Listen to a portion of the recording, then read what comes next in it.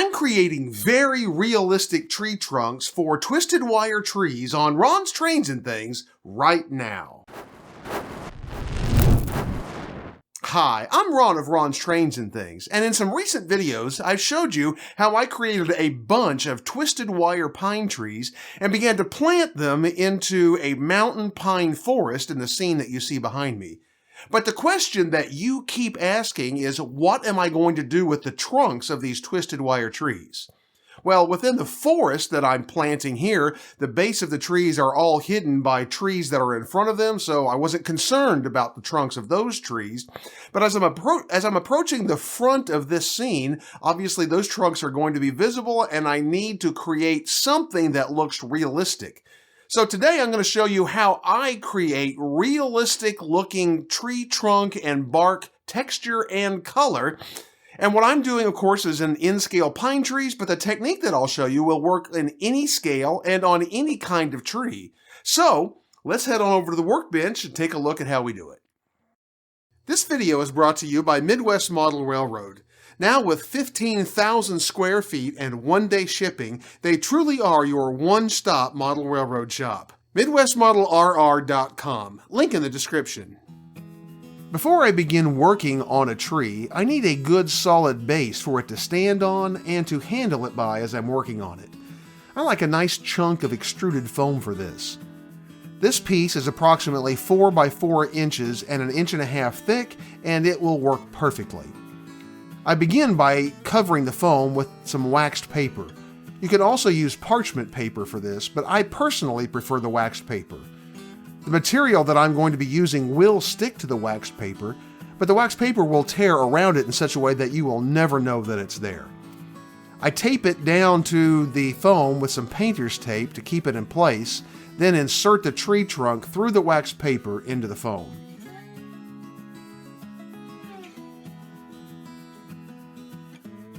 The trunk texture is going to be created with fiber paste by Golden brushed onto the twisted wire trunk. This artist's medium is a thick acrylic paste that dries solid with a fibrous texture, which makes great bark texture. I like to apply the fiber paste with a soft bristled artist's brush.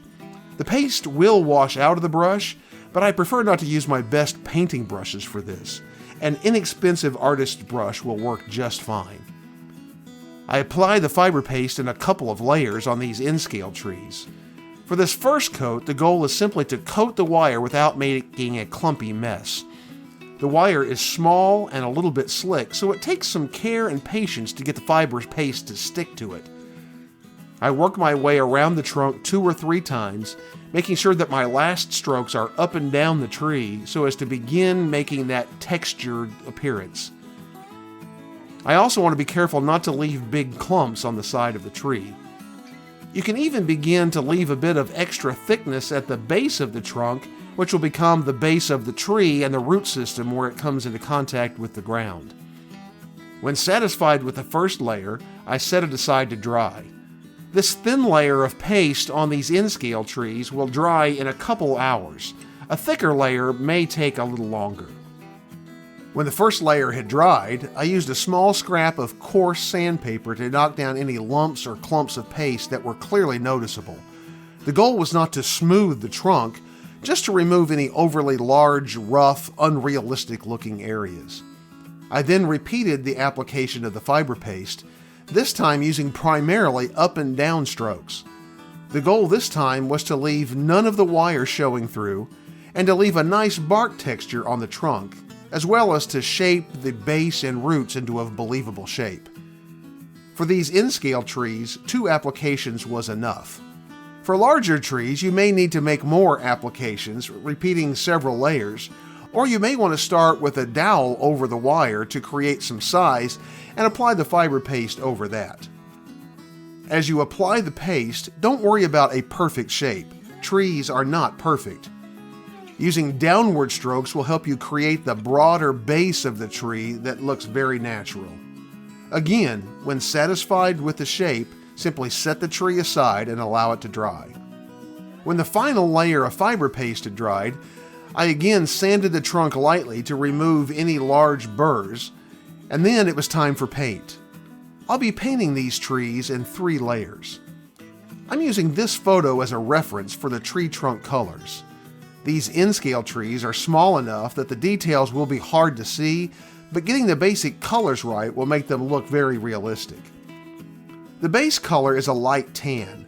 I don't think having the exact color is important here, as trees and their trunks can vary greatly in color, so just some light tan is a good place to start. The important thing here is to cover all of the white fiber paste completely. When the first layer of paint had dried, I gave the trunk a wash of burnt umber. This thin, darker wash will bring out the shadows and the texture of the bark. I applied the wash to the paste that spread out onto the ground as well as the trunk. This really begins to make the tree look realistic. After the wash had dried completely, I stippled on a layer of dark green-brown. You can mix a paint to your liking, but I used Vallejo green-brown. The idea here is to simulate the dark outer bark color of the tree without covering up all of the color and texture below it. Just a light stippled coat will do, and this time I did not apply this paint to the ground.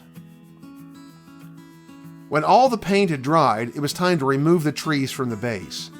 I removed the entire piece of wax paper from the foam block, then tore away the bulk of the excess of waxed paper. Then I tore the wax paper up to the portion of the fiber paste that was on the ground that I wanted to keep. You can always remove more of this fiber paste on the ground in bits as you apply the tree to the scene, and it can be painted after installation to match your ground color and blend the tree into the scene. Personally, I'm very impressed with both the tree trunk and that part that flares out onto the ground. Now that the trees are finished, they can be planted with the wire that is below the flared part and blended into the scenery. This is an area of my layout where I am redoing the scenery, and I had pulled up some old trees, so it seemed like a good place to show you how these trees look in a scene. This is not their final location.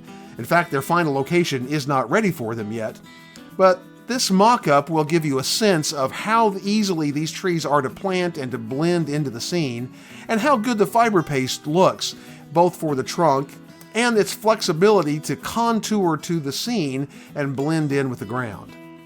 These trees are not glued in place, but if you glue this root system down, the base of the tree will simply mold into the scene. Again, for the sake of mock-up, I sprinkled on some loose ground foam just to give you a sense of how these trees blend in. These will look even better when glued down, when painted to blend in with the ground color, and when actual dirt texture is applied instead of this ground foam, but this gives you an idea of how they look. When I plant these trees in their final location, I will show you those results in a later video. Well, to see how I built these trees and planted them into the pine forest, as well as other model railroad content, check out the links on your screen. Remember that Amazon Pick of the Week in the description down below, and join me on Tuesdays as I bring you even more great model railroad videos, and I'll see you on the next video. 10, Lizzie?